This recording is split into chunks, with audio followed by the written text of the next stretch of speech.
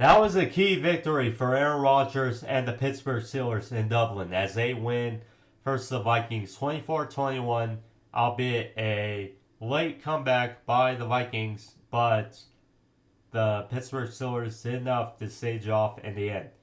You know, a weird game, yes, obviously internationally, but for the Vikings especially, but either way, Steelers managed to do justice. And Aaron Rodgers, credit to him. He is still a good quarterback, one of the better quarterbacks in the game right now. He was almost perfect. 18 of 22 for 200 yards, a touchdown to DK Metcalf, an 80-yard pass play. I mean, so early on, the Vikings, took it to the Steelers.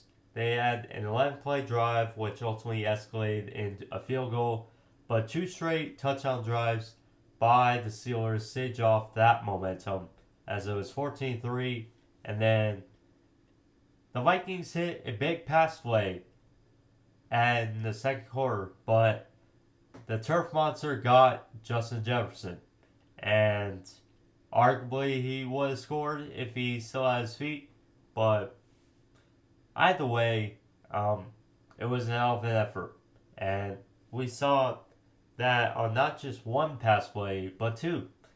It was 24-6 for the Steelers, but the Vikings, to their credit, managed to come back within three. Although there was one play that definitely could change the tides if things had gone differently as well in the fourth quarter, when it was a blown coverage in the secondary by the Steelers, and Jordan Addison, he is hit for an 81-yard pass play, but it stopped deep in Pittsburgh territory. Ultimately, they scored, but time ran off the clock, which, yes, the Vikings still had a chance at the end, but, time would have factored more into things. Who knows?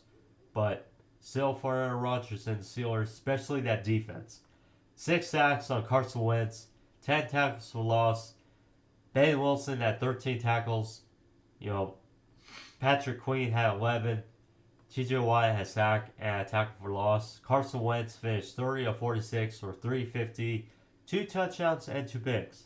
We'll see for the Vikings. So next week, they're still in Europe, in London, versus the Browns as their Steelers.